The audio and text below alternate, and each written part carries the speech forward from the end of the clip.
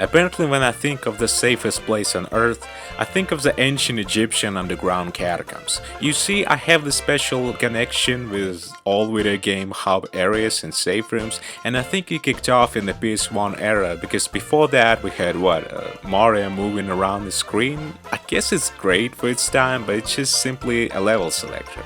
I'm not sure many Nintendo kids think of this hub area at all, but when survival horror genre became a thing on PS1, all these video games like Resident Evil, Silent Hill, Dino Crisis, all these games felt so new because of their new concept, because of the new emotions they rated. All these games have many enemies, they don't have much ammo, they have puzzles, healing items, and you have to search for it all if you want to make any progress. But also you should be careful because if you die, you lose all the progress that you made, including the Rebecca Chambers photo. Yeah, go press X near the table 50 times more. But what if I tell you that there's a safe place in this nightmarish world?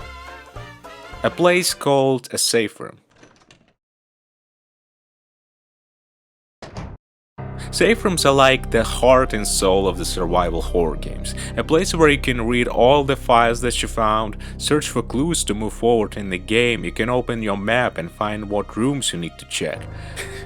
All the room they need to check. Then you open this big item box which make this brrrr sound. Actually, all of the sounds are great. Resident Evil UI is my personal ASMR. Who would have thought that while playing a game that is insanely fun and immersive, pressing a pause button can be so satisfying?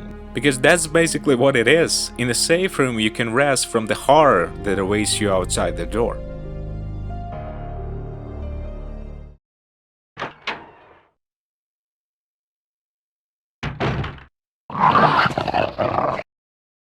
While safe rooms became a standard in the survival horror games, hub areas retained in mostly platform games. Sometimes there wasn't much thought given into it and it was basically the same Super Mario World style, and sometimes they'd actually put some work into it. You could finally explore this little environment you were in, you had this freedom which is super cool. Obviously it's not as impactful as Resident Evil safe rooms because there's no such huge contrast between the main gameplay and the safe area. I'm sorry, I don't have any emotional connection to the Leyland Stage hub area, even though I probably do. But I appreciate the effort that went into this. As a kid playing Monsters Inc. on PS1, I loved walking around this little place and punching Randall once in a while. Which brings me to the topic of the video, my favorite video game safe room. Okay, hear me out. The Mummy on the PS1 is not a bad game. It's not perfect either, but comparing it to the other movie-based games, I think it's somewhere between good and average. And speaking of the movie, I love The Mummy. It's probably my favorite movie ever. It has a perfect blend of adventure, comedy, horror, love. If you're talking about the movie, I think it's perfect. The game, not so much. It's still a decent action-adventure game for the PS1 era. It was a pretty scary game also. As a kid I was afraid to play it even in the daylight, so I guess because of that it was kinda like a safe room to me, even though it's not a safe room in a survival horror sense. You only get here after you finish a level, so it's a hub area. But it's a safe room to me. It's just so cozy, you have this bonfire, you can walk around with the burning torch.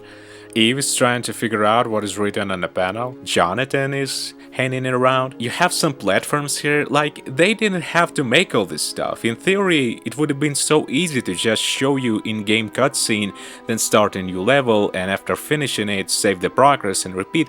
But they went and made several hub zones and it's just...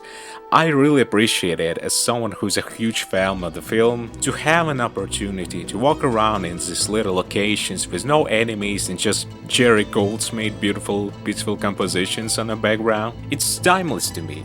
Yeah, sure, the graphics looks clunky nowadays, it doesn't even have shadows, but for me it's so much more than the graphics, it's also the colors, the tone, the atmosphere, the environment. If you have an old family recording or just family photo album, you can see how much stuff has changed for better or for worse. Like you can look at your old photos and see your shitty old house walls and carpets and say, how could I live in a dump like this? Or you can see your old friends that you lost connection with, or you can see your old family members that are no longer here. Time is a blessing and a curse, but it just brings me joy that things like this won't ever change. It doesn't compare with your favorite songs, movies or books, because here you are in control of this time capsule and you can stand near the bonfire however long you want, not progressing any further, listening to this beautiful music.